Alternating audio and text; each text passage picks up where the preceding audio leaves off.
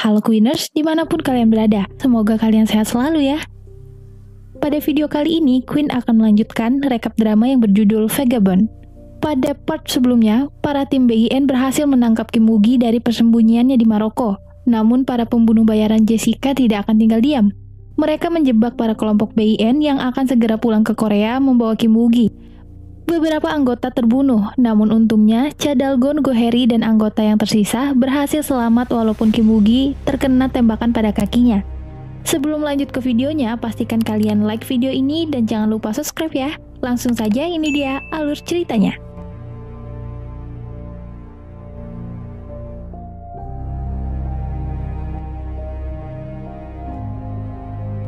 Di Korea, Jessica sedang menyusun rencana untuk memutar keadaan. Min Jae-sik yang awalnya menjadi seorang buronan karena mencoba membunuh Cha Dal-gon sebagai saksi kecelakaan, ia memutarbalikkan fakta bahwa sebenarnya perusahaan milik Edward lah yang merencanakan sabotase pesawat tersebut. Para pengikut Kang Jo-chul ditangkap karena membantu pihak oposisi. Kepala BIN tidak dapat berbuat apapun. Jessica pun mengunjungi Oh Sang-mi, istri dari pilot yang telah ia culik beberapa hari lalu. Ia menawarkan perjanjian jika Oh Sang-mi tidak ingin mati. Oh Sang-mi harus membuat pernyataan palsu kepada media bahwa suaminya benar-benar masih hidup. Dan ia dibayar 10 miliar oleh perusahaan Edward Park untuk menjatuhkan pesawat tersebut. Jessica berhasil memutarbalikkan keadaan. Para media dan masyarakat percaya akan pernyataan tersebut. Dan sekarang Edward menjadi salah satu tersangka karena tuduhan itu. Kang Jo-chul dan para pengikutnya sedang ditahan. Sekarang ia kebingungan untuk memberitahu Go Hae-ri, Taewong, dan para anggota BIN yang tersisa di Maroko mengenai situasi di Korea. Mereka akan mengirim pasukan untuk membantu para anggota yang tersisa di Maroko. Tapi sebenarnya, mereka dikirim untuk membunuh Kim Woo-gi dan Cha Dal-gon. Begitu pula dengan para anggota BIN lainnya jika mereka melawan gerakan ini. Satu persatu anak buah dari Kang Jo-chul berhasil menandatangani perjanjian bahwa mereka akan tutup mulut dan berpihak kepada Min Jae-sik, termasuk Hwa-suk. Dengan begitu, mereka masih bisa bekerja di BIN. Namun sebelumnya, Hwa-suk telah berkompromi dengan Min Jae-sik untuk mengirim kode kepada seorang intel yang tersembunyi. Para intel itu menyamar sebagai seorang pelayan restoran ayam. Hwa-suk berpura-pura memesan makan siang pada restoran tersebut dan mengirimkan kode Vagabond kepada mereka. Seorang ajuma yang menyamar sebagai intel itu pun menghubungi Taewong di Maroko untuk memberitahu bahwa tim bantuan yang dikirim oleh BIN akan membunuh mereka malam ini. Karena sebenarnya tujuan utama tim itu untuk melenyapkan Kim Woo-gi dan Cha Dal-gon. Para tim bantuan awalnya ingin berada dalam satu kamar dengan Kim Woo-gi dan Cha Dal-gon. Namun untungnya Taewong menunjukkan kamar berbeda untuk para tim tersebut. Cha Dal-gon merasa ada yang aneh dengan kedatangan para tim itu. Ia pun pergi memeriksa kamar para tim bantuan. Di sana mereka sedang mempersiapkan diri dengan peralatan lengkap bersenjata. Go Hae-ri mencoba menyapa sang ketua sembari melihat apa yang sedang mereka lakukan di dalam. Saat mengetahui itu, Go Hae-ri pun pergi untuk menyelamatkan Kim Woo-gi, sedangkan Cha Dal-gon mencoba memancing mereka untuk berpura-pura menyapa. Tanpa membuka pintu, para tim tersebut langsung menembak Cha Dal-gon. Go Hae-ri bersama Kim Woo-gi pergi untuk menyelamatkan diri. Walaupun Kim Taewong telah diperintahkan untuk membunuh Cha Dal-gon dan Kim Woo-gi, namun ia tetap berpihak dengan kebenaran.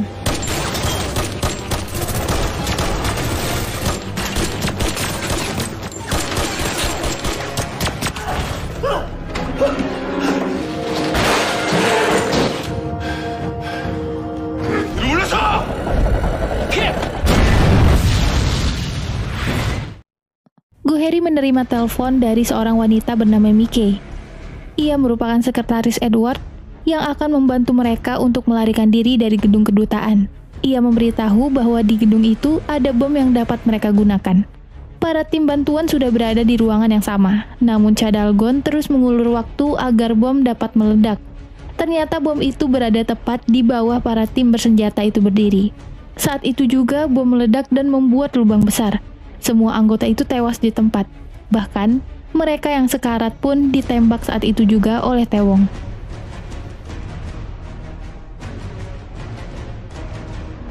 Sekarang tak ada yang bisa mereka lakukan, karena Presiden Korea juga sudah menutup mata mengenai kasus ini. Taewong mempercayakan ini kepada Go Hae-ri, bahwa dia bisa membawa Kim Woo-gi pulang kembali ke Korea. Sedangkan ia dan satu temannya akan melapor kepada kantor dan pulang kembali ke Korea agar tidak terjadi kecurigaan. Akhirnya Goheri, Cha Dal-gon, dan Kim Woo-gi pergi melalui terowongan yang menembus suatu pasar. Di sana sudah ada Mickey yang menunggu untuk membantu memulangkan mereka ke Korea. Berita gugurnya para tim bantuan yang dikirim oleh Min Jae-sik sangat membuatnya kesal. Ia pun pergi mendatangi Kang Jo-chul untuk melampiaskan kemarahannya. Sudah pasti ini semua juga karena campur tangan pria tua itu. Tak sampai di situ, Min Jae-sik pun berencana untuk membunuh Kang Jo-chul dengan memasukkan racun ke dalam makanannya. Racun itu akan terdeteksi sebagai gangguan jantung. Dengan begitu, Kang Jo-chul tak akan ikut campur lagi. Hwasok yang mengantarkan makanan itu sangat panik saat mengetahui kalau Kang Jo-chul mengalami serangan jantung. Setibanya di rumah sakit, pria itu telah dinyatakan mati dan ia langsung dikremasi. Polisian Maroko melakukan pengawasan ketat, namun untungnya mereka berhasil lewat dengan bantuan Mickey yang menunjukkan tanda di tangannya. Akhirnya mereka sampai di kapal kargo yang akan berlayar ke Korea. Edward menelpon Cha Dal-gon dan mencoba menjelaskan situasi yang ada di Korea, di mana Oh Sang-mi membuat pernyataan palsu untuk memutarbalikkan fakta dan menyebar rumor kalau Cha Dal-gon bekerja sama dengan Edward dalam jatuhnya pesawat itu. Hal itu juga diperkuat dengan pernyataan Tae-wong yang mengatakan kalau Goheri juga terlibat dalam kasus tersebut. Beberapa keluarga korban jatuhnya pesawat yang mengenal baik Cha Dal-gon tak terima atas pernyataan palsu BIN. Namun sebagian juga percaya bahwa Kim Woo-gi diculik dan didalangi oleh Edward. Saat di kapal, Goheri mencoba menghubungi nomor yang pernah disebutkan oleh Kim Tae-wong. Tak lupa ia menyebutkan kode vagabond sebagai tanda. Ajuma itu pun memberikan telepon kepada Kang Jo-chul. Goheri merasa lega, ternyata satu-satunya pemimpin yang di pihaknya masih hidup. Ia memberitahu keberadaan dan waktu tiba mereka di Korea. Ternyata nasi yang diberi racun itu dikirim dari restoran ayam seorang ajuma. Racun itu juga memiliki penawar yang harus disuntikkan dalam waktu 5 menit setelah meminum racun.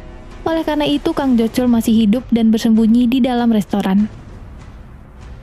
Selama perjalanan menuju Korea, Cha Dal-gon dan Goheri melakukan panggilan video kepada para anggota BIN. Namun dengan perlindungan seorang hacker handal, keberadaan mereka tetap sulit untuk terdeteksi. Hingga tiba hari di mana mereka akan mendarat di Korea, Goheri mengelabui kepala Min Jae-sik untuk memberitahu bahwa mereka akan menepi di India. Namun sayangnya rencana itu gagal. Kebohongan Goheri diketahui dari jam tangan yang dipakainya. Hal itu menunjukkan perbedaan waktu Korea saat ini. Akhirnya secara diam-diam, Min Jae-sik memerintahkan Shadow, kelompok pembunuh bayaran, untuk membuntuti Tae-wong.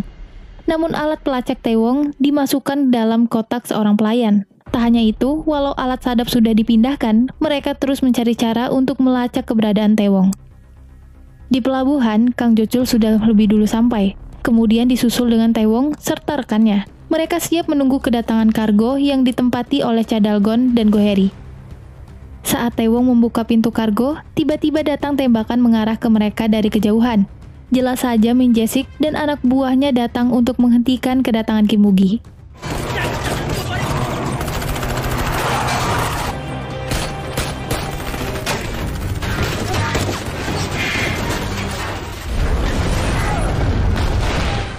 Hari itu bertepatan dengan sidang yang akan dilakukan oleh para keluarga korban jatuhnya pesawat mengenai kompensasi yang akan diterima, serta kebenaran dari siapa dalang yang ada di balik ini semua. Para keluarga korban terbagi menjadi dua kubu, di mana mereka yang percaya dengan pernyataan palsu Oh Sang-mi, serta mereka yang masih percaya dengan Cha Dal-gon yang akan membawa Kim Woo-gi bersaksi di sidang pengadilan. Di pelabuhan, tembakan demi tembakan terus mengarah kepada Cha Dal-gon. Untungnya Kang Jo-chul dan Hwasok membantu mereka dari kejauhan dengan tembakan laras panjang. Akhirnya Cha Dal-gon berhasil mengambil mobil dan lari dari pelabuhan bersama anggota lainnya. Jessica yang mengetahui kalau mereka lolos lagi, langsung meminta bantuan presiden untuk mengerahkan polisi agar dapat menghentikan Cha Dal-gon.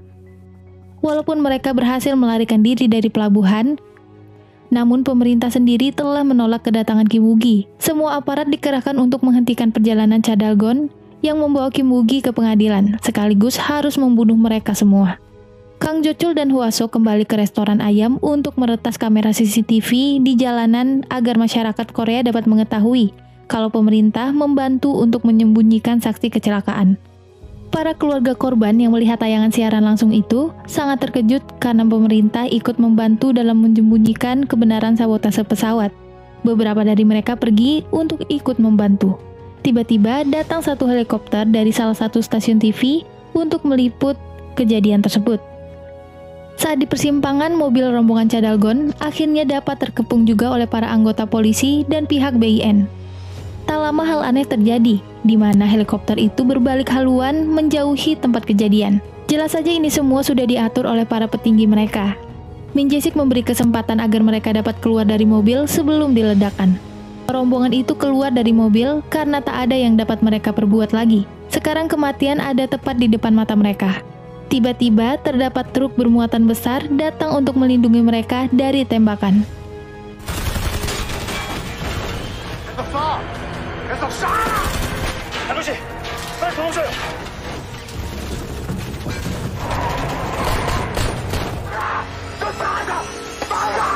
Untuk kesekian kalinya mereka berhasil lolos menuju pengadilan. Jessica telah memerintahkan Lily yang sudah bersiap dengan senjata laras panjangnya untuk menunggu di gedung pengadilan dan menembak Kim Woo-gi. Sesampainya di depan pengadilan, salah satu teman Cadalgon menabrakkan mobilnya kepada mobil rombongan Minjesik. Namun, tetap saja sekuat apapun mereka berlari, gerbang pada gedung itu sudah dijaga ketat oleh para polisi. Untungnya para keluarga korban juga sedang menunggu di depan gerbang. Tanpa berpikir panjang, mereka semua membantu melawan polisi yang berusaha menghalangi gerbang pengadilan. Tiba-tiba tembakan mendarat di tangan Kim Woo-gi. Tembakan itu berasal dari senjata milik Lily. Namun saat tembakan kedua, Go Heri berhasil menyelamatkan Kim Woo-gi. Para keluarga korban sadar akan adanya penembak runduk yang sedang mengincar Kim Woo-gi. Mereka pun berusaha melindungi saksi agar ia dapat sampai ke dalam pengadilan dengan selamat. Lily gagal dalam menjalankan tugasnya untuk membunuh Kim Woo-gi. Jelas saja itu membuat Jessica marah. Namun beberapa saat kemudian, terdapat penembak lain yang hampir mengenai Lily dan telah menewaskan satu anak buahnya.